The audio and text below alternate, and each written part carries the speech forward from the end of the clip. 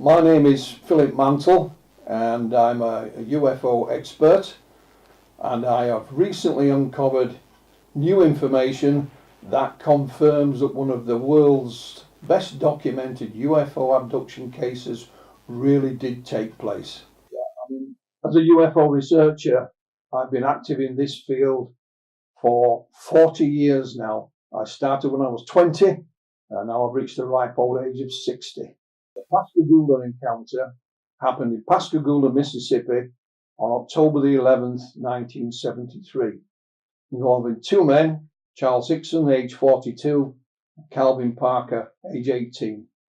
They were king fishermen, so they went fishing that evening on the river after work, and to their horror, they encountered a rugby ball shaped UFO with blue lights, and out of this thing came three very bizarre humanoid figures who took them on board this craft, gave them some kind of examination, both physically and mechanically, and deposited them, put them back on the riverbank from whence they came.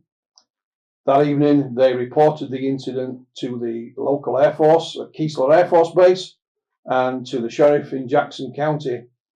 And the sheriff interviewed them in full, both separately, and then interviewed them in a room together.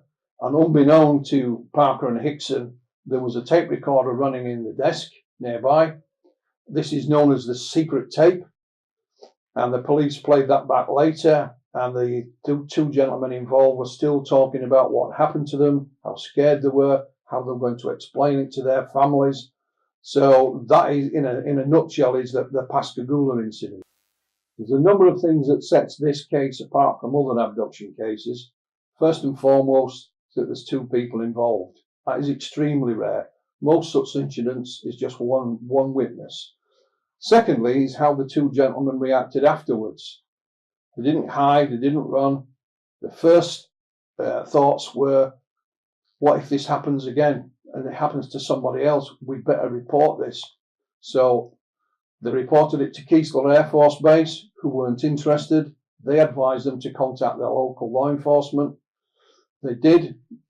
The local law enforcement were drawn into it, which is unheard of. So here you are within, maybe an hour or so after the event, they're sat in the police department in Pascagoula telling their story openly because they fear that this may happen to someone else.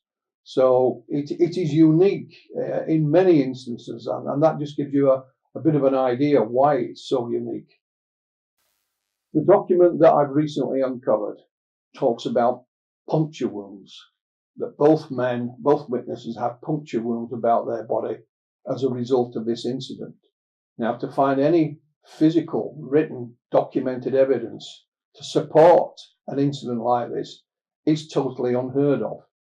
They were examined 2 days after the event by Dr. James Harder, and this is his letter. I found it in an archive of the Center for UFO Studies in Illinois. It was in amongst a whole bunch of newspaper cuttings, and it was just stuck there in the middle. And when I read it, I couldn't believe it. And this has never seen the light of day before. When I discovered this document, obviously I contacted Calvin Parker. He's the only one of the two gentlemen involved, and I'd published a book of his last year, and Calvin was amazed. And I asked him first and foremost if he'd ever seen the document, and he hadn't.